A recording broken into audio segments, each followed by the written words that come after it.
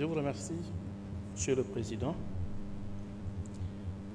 Monsieur le Président de l'Assemblée nationale, Monsieur le ministre du Travail, de l'Emploi et des Relations avec les institutions, honorables députés, mes chers collègues.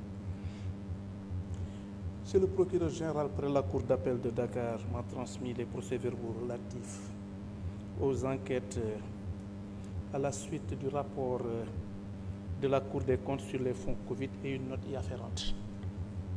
Il résulte donc de la dite gestion que le ministère du Développement industriel, des petites et moyennes industries a bénéficié d'un montant de 2,5 milliards pour l'acquisition de masques.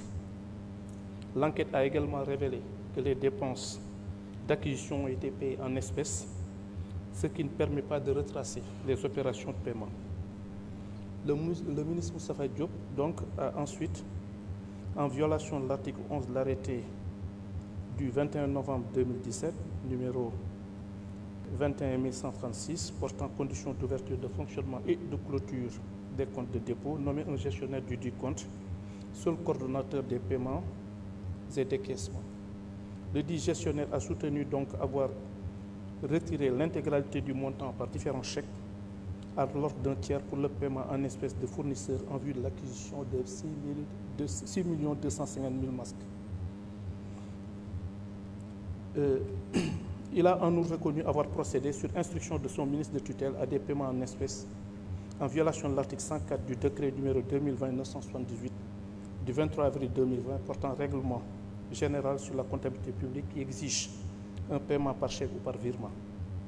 Le secrétaire général du ministère a, quant à lui, expliqué que le choix des fournisseurs a été effectué par le ministre Moustapha Diop qui a ensuite ordonné au directeur de l'administration générale et de l'équipement d'établir des contrats à cet effet. Convoqué et entendu, l'auteur des retraits en question qui se dit être comptable du ministère a confirmé avoir procédé à plusieurs reprises à plusieurs retraits par chèque jusqu'à concurrence la somme de 2,5 milliards qu'il remettait au gestionnaire du compte. Le rapprochement entre le nombre de 6 250 000 masques prétendument achetés et celui attribué aux structures bénéficiaires a révélé un cap de 2 327 500 masques.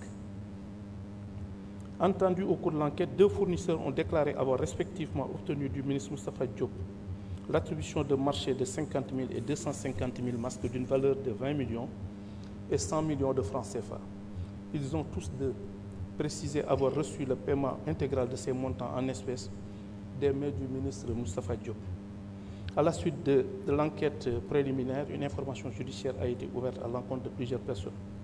En ce qui concerne le ministre Moustapha Diop, il y a lieu de relever qu'il ressort de l'article 61 de la Constitution qu'aucun membre de l'Assemblée nationale ne peut, pendant la durée des sessions, être poursuivi ou arrêté en matière criminelle ou correctionnelle qu'avec l'autorisation de l'Assemblée nationale.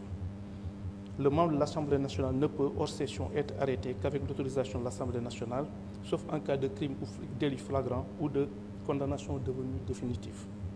C'est au regard donc de toutes ces observations que la levée de l'immunité parlementaire du député Moustapha Diop, ancien ministre du Développement industriel et des petites et moyennes industries, est sollicitée afin que des poursuites puissent être envisagées à son encontre.